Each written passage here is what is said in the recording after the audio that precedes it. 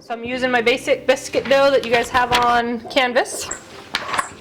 Next thing I need is 1 tablespoon baking powder. Make sure you're using baking powder, not baking soda. Remember, just like with that cookie dough lab, if we take the rubber scraper and go in just on the edge and do a nice scoop, we get all the shortening here, none in here.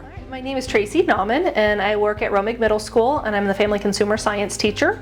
And I'm just working with the kids on how to cook while they're at home, trying to make everything with ingredients that they have at home so that hopefully that they can be cooking for them. It's been going really great. I have a great group of kids, and so we were meeting, I think our first meeting had about 30, and then it's been anywhere between 20 and I think there was about 50 there today. So it's going really good. The kids are enjoying it and they're picking what they want to learn. So we talk the session before about what we're going to do so that I can teach them what they want to learn about.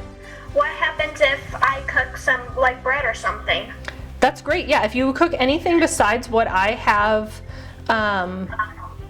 entered into Canvas, I would just love to hear about it. Whether you send me a message through Remind, send me an email, put in a discussion in Canvas, any of that stuff. I would love to hear the things that you're cooking.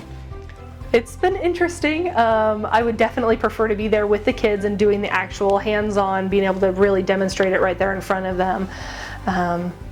Probably the biggest challenge is like the kids that either they can't cook at home because their parents aren't home, so they have to wait. And then of course technology issues if they don't have internet to be joining us and things like that, but that seems to be getting better. The nice thing is that because it is optional whether they choose to come or not, the kids that are coming are the ones that want to be here. They're choosing to be here, and they are here from 10 minutes before the meeting's supposed to start all the way until I say, okay, bye guys.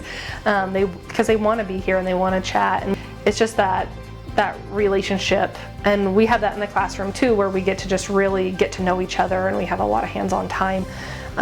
So it's just kind of continuing that. And that's why I don't check in with them right at the beginning. I just go ahead and get started, because then the kids always show up right on time, and then I get to check in with them while something's cooking. Great to see all of you. Oh my God. Yes. I will see you guys on Tuesday. Bye. Bye.